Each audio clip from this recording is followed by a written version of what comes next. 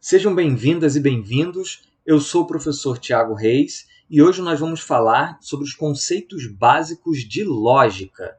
Lógica é uma área do conhecimento humano, uma ciência humana no sentido amplo da palavra, muito grande. Lógica estuda muitas coisas, existem muitos assuntos desenvolvidos na lógica, existem aí graduações, pós-graduações de cursos e livros enormes de lógica.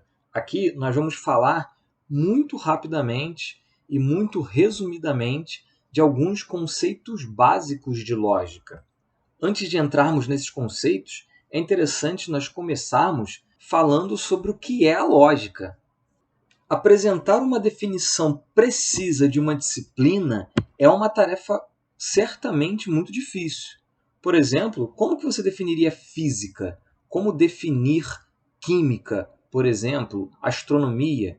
Geralmente, uma ciência tem muitas facetas, muitas especialidades, de forma que toda definição termina por ser injusta, ou por deixar de lado aspectos importantes, ou ainda por dar margem a que se incluam coisas que, na verdade, não pertencem àquela disciplina.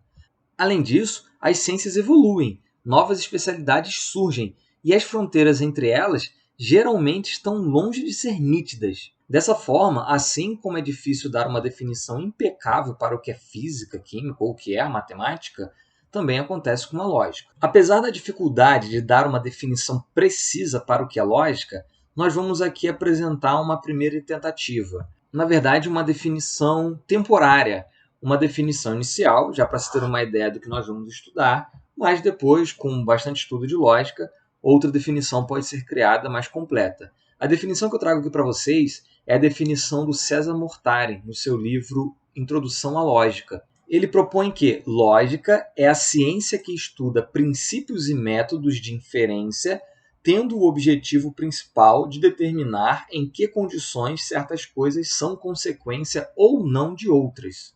É claro que, como definição, isso deixa a desejar. Precisamos explicar, por exemplo, o que é inferência, o que se quer dizer com se seguem ou com consequência e que coisas estão aí envolvidas. Mas isso ficará um pouco mais claro ao longo do estudo e ficará mais claro ainda num estudo mais aprofundado. Não faremos esse estudo mais aprofundado aqui, mas para quem o fizer, poderá ficar mais claro ainda o que é a lógica.